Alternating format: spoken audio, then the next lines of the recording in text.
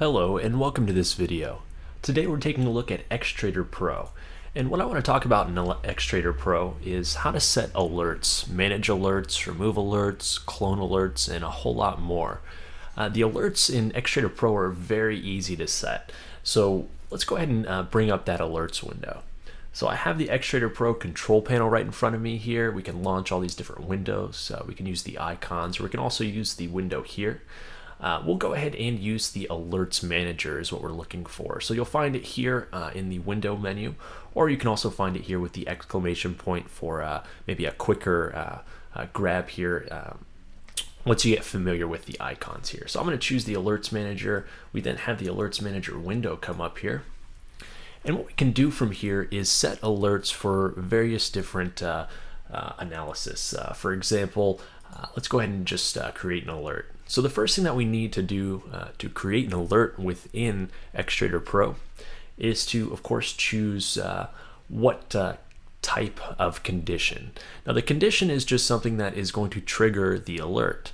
So for example, the condition could be if the price exceeds a certain value, then I want to be alerted. So we'll go ahead and choose prices for this first example here. We then need to choose the contract or the instrument here, and then contract month that we want to use the alerts for. So I'm going to choose the ES, the March 15 contract. We're going to use the field. So the field that we want to use here is essentially what value we're looking at. So in the condition, it works like this.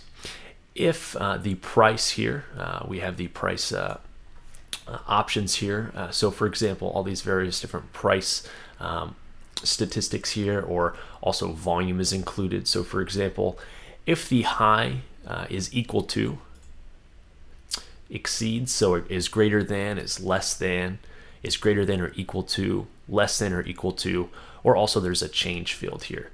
So if the high is greater than, for example, we could type in a value here as in 2010. So in this field here, we can either type a value or we can also use these predefined values.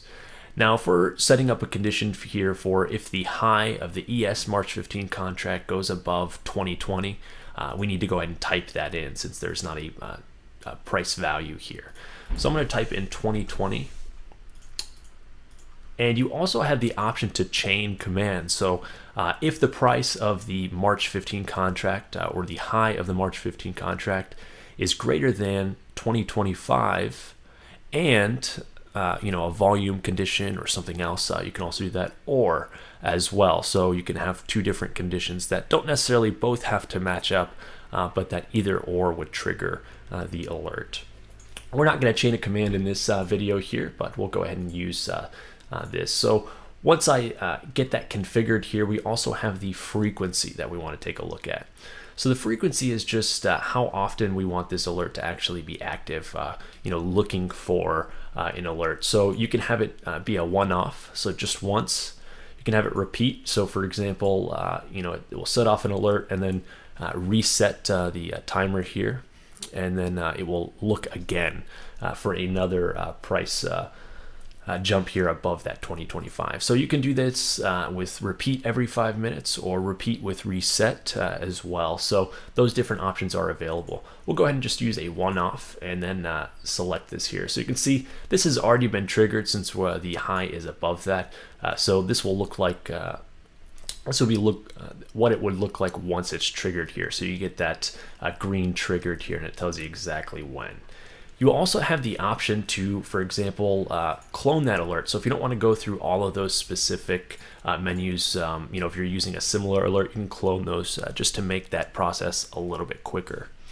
The other thing too, for example, we could do is set a volume alert. So if the volume is greater than, for example, we'll go ahead and say 25,000 contracts. We can set that as an alert here, and you can see that's been triggered as well. So we can set a lot of different powerful alerts. And again, we just looked at the prices. We also have options for fills, trading orders, events, time, for example. So there's really a lot you can do with these alerts, and they're pretty easy to set up as far as the interface here in the Alerts Manager. If you have any questions about the Alerts Manager or Xtrader Pro in general, please feel free to let us know at any time by giving us a call or shooting us an email.